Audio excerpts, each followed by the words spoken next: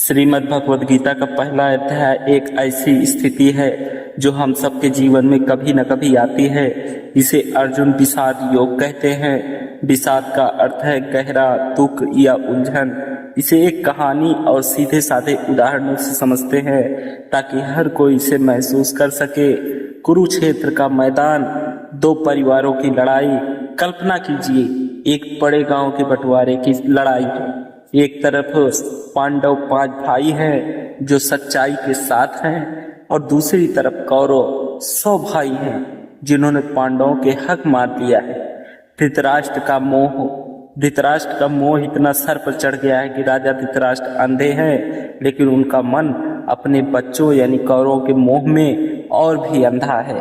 वे संजय से पूछते हैं, मेरे और पांडु के बेटों ने क्या किया?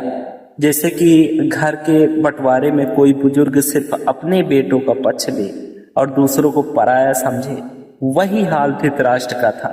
शंख की आवाज गूंज रही है, युद्ध का बिगुल बज रहा है। जब दोनों सेनाएं आमने सामने खड़ी हुई तो शंख बजाए गए। शंख बजने का मतलब है कि अब फैसला होकर रहेगा। कौरवों की तरफ से भीष्म पितामह ने शंख बजाया, पांडवों की तरफ से भगवान कृष्ण और अर्जुन ने शंख फूंका। जैसे पंचायत शुरू होने से पहले ढोल बजाया जाता है ताकि सब सावधान हो जाए, वैसे ही ये शंख गूंजे। पांडवों के शंख की आवाज इतनी तेज थी कि कौरवों के दिल कांप गए, क्योंकि वे जानते थे कि वे अधर्म यानी गलत की राह पर हैं। अर्जुन के मन की उलझन। अर्जुन दुनिया के सबसे बड़े योद्धा थे। उन्होंने कृष्ण से कहा, प्रभु मेरा रथ दोनों सेनाओं के बीच ले चलिए। मैं देखना चाहता हूं कि मुझे लड़ना किससे है। जब रथ बीच में खड़ा हुआ तो अर्जुन ने देखा कि सामने कौन है।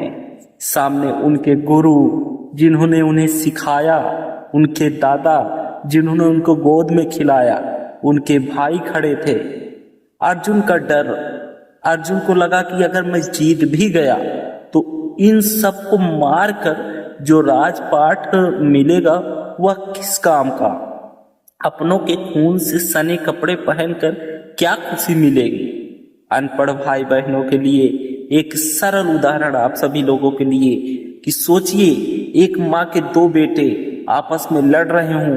अगर बड़ा बेटा छोटे को मारे तो जीत किसकी होगी? माँ तो दोनों तरफ से रोएगी ही ना। अर्जुन को भी यही लगा।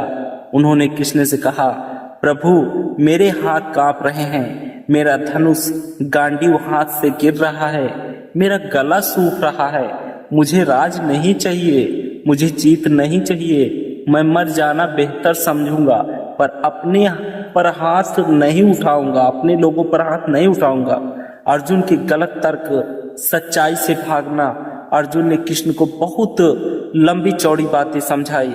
उन्होंने कहा, अगर परिवार के पुरुष मारे जाएंगे तो औरतें अकेली रह जाएंगी, परिवार के संस्कार खत्म हो जाएंगे, समाज बिगड़ जाएगा।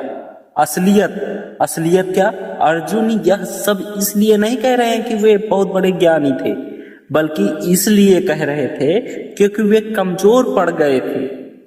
आपको उदाहरण के माध्यम से समझाते हैं। जब हमें कोई मुश्किल काम करना होता है, जैसे सच बोलना या मेहनत करना, तो हमारा मन बहाने बनाने लगता है कि छोड़ो, क्या फायदा, शांति बनी रहे वही अच्छा है। अर्जुन भी यही कर रहे थे। इस अध्याय का अंत अगर आपको हम बताएं कि पहला अध्याय का हथियार डाल देना। अध्याय के आखिरी श्लोक में अर्जुन इतने दुखी हुए कि उन्होंने अपना धनुष नीचे रख दिया और रथ के पीछे जाकर बैठ गए। वे फूट फूट कर रोने लगे।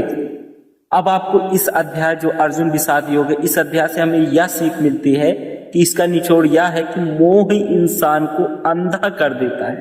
जैसे धृतराष्ट्र अपने बेटों की गलती नहीं देख पाए, वैसे ही हम भी अपनों के मोह में गलत को गलत नहीं कह पाते। कर्तव्य का संकट का मतलब कर्तव्य का संकट है जब हमें पता होता है कि क्या सही है, फिर भी उसे करने में डर लगता है। वही अर्जुन की हालत इस समय है। सत्य का मार्ग कठिन होता है, यानी सत्य का मार्ग कठिन है। अर्जुन को लगा कि भाग जाना अच्छा है, लेकिन भागना समाधान नहीं है। अब अगला कदम है कि अगले अध्याय यानी दूसरे अध्याय में भगवान कृष्ण अर्जुन को डांटेंगे और समझाएंगे कि शरीर मरता है, आत्मा नहीं होती है। तो दूसरे अध्याय के लिए आप हमारे फेसबुक आईडी को फॉलो कर लीजिए।